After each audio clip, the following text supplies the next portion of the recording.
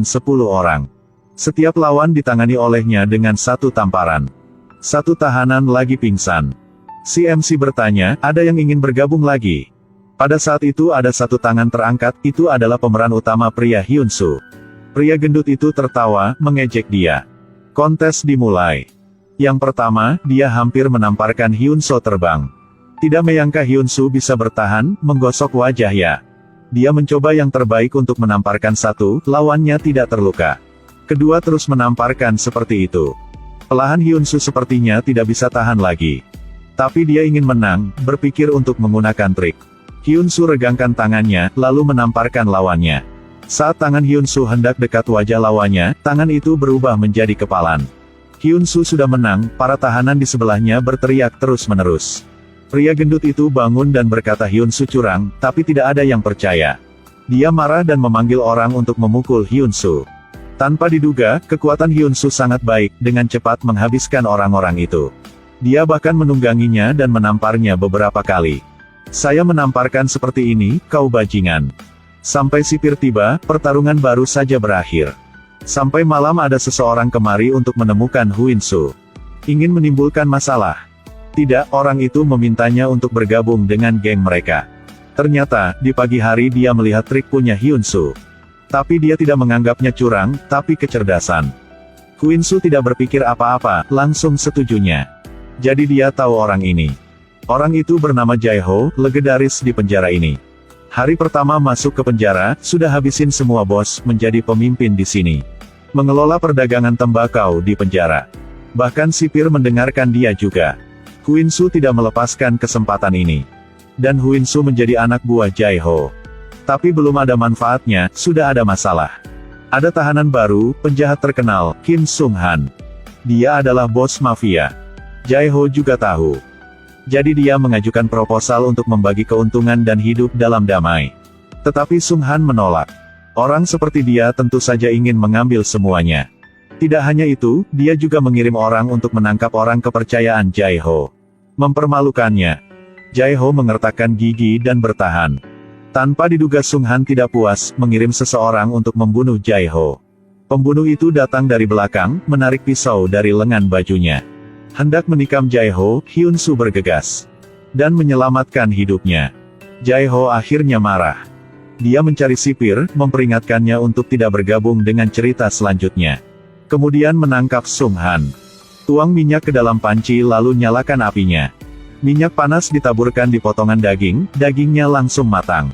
Jae-ho di sebelahnya sangat senang, dia mengambil seember minyak. Pergi ke tempat Sung-han diikat, menuangkan minyak ke pahanya. Sung-han berteriak kesakitan. Jae-ho tertawa terbahak-bahak. Jae-ho menjadi gila, ikat Sung-han dan siksanya. Tapi mengapa tahanan baru ingin membunuh Jae-ho? Saat diinterogasi oleh Jae-ho, Sung-han hanya menyebut satu nama. Adalah Go Byung-chul yang suruhnya. Mendengar nama ini, Jae-ho tercengang. Karena orang disebut nama tadi di luar adalah bos dia.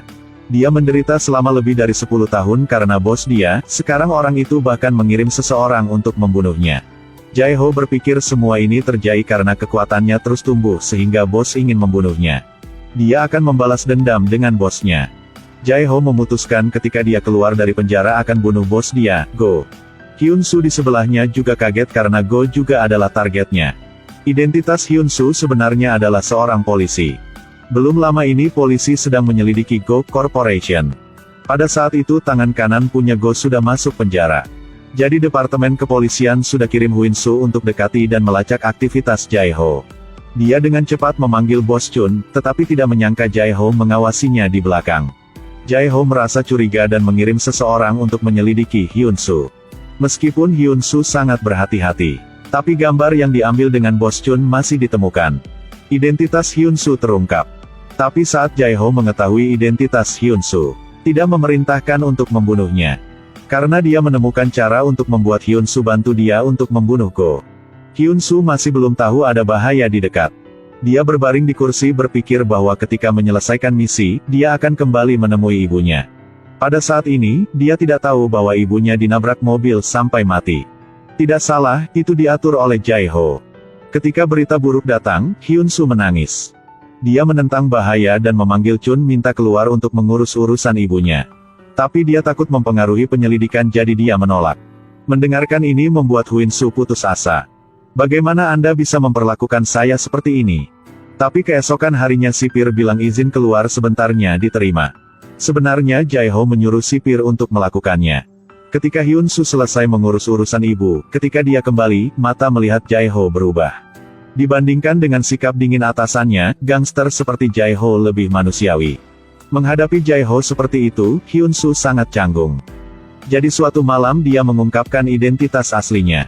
Saya adalah polisi. Inilah yang dikatakan polisi yang menyamar kepada targetnya.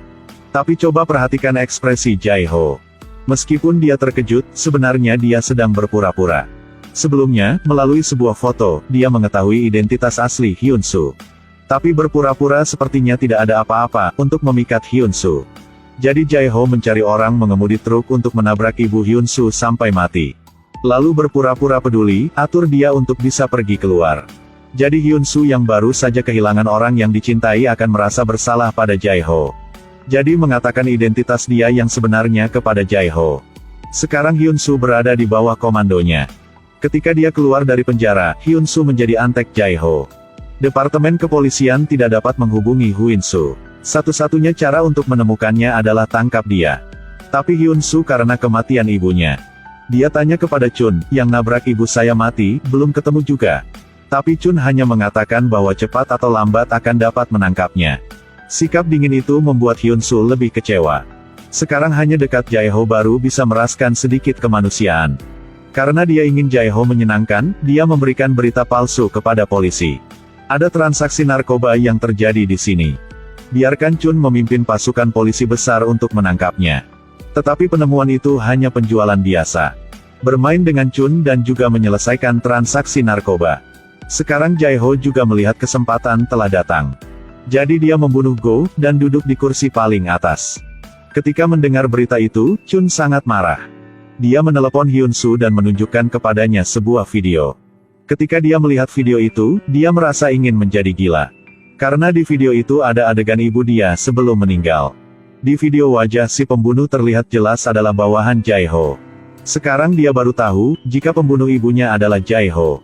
Sebelumnya masih menangkap Jae-ho adalah keluarga dia. Sekarang Hyun-soo merasakan rasa sakit karena dikhianati. Harus balas dendam demi kematian sang ibunya. Dia mengikuti pengaturan Chun, hubungi Jae-ho. Walaupun Jae-ho curiga tetapi dia masih setuju. Dia dengan cepat tiba di tempat pertemuan. Ketika dia melihat wajah Hyun-soo, dia tahu semuanya terbuka. Dia masih melihat Hyun-soo sebagai adik dia. Pada saat yang sama juga mengatakan sudah membosankan kehidupan gangster ini. Jadi Jae-ho bilang Hyun-soo tidak melakukan gangster lagi. Tetapi bagaimana dengan kematian sang ibunya? Pada saat itu polisi juga masuk ke dalam, Jae-ho buru-buru bersembunyi. Dan dari kegelapan membunuh semua polisi. Tapi kemudian saat giliran Hyun-soo, dia tidak berakting. Mungkin karena dia malu sama Hyun-soo. Atau mungkin dia bisa melihat bayangan dia dari Hyun-soo. Lalu Jae-ho pergi, dia mengingat kenangan indah bersama Hyun-soo. Tapi tidak memperhatikan mobil di belakang. Dia berbaring di tanah menyaksikan orang yang keluar dari mobil adalah Chun. Dia tidak ragu membunuh orang untuk menemukan bukti kejahatan. Dia mengambil kunci dari Jae-ho-nya. Akhirnya menemukan bukti kejahatan di bagasi mobil. Tapi tiba-tiba Hyun-soo keluar untuk membunuh Chun. Kenapa kamu harus melakukan itu? Ternyata pas nonton video pembunuhnya. Dia ingat polisi mata-mata yang ditempelin sama Chun di dinding. Ini dengan jelas menyatakan bahwa orang yang membunuh ibu Hyun-soo adalah polisi. Chun tidak ingin memberitahu Hyun-soo tetapi ingin menjadikannya alat untuk menyelesaikan kasus. Hyun-soo sangat putus asa pada saat itu berjalan di jalan yang tidak bisa kembali.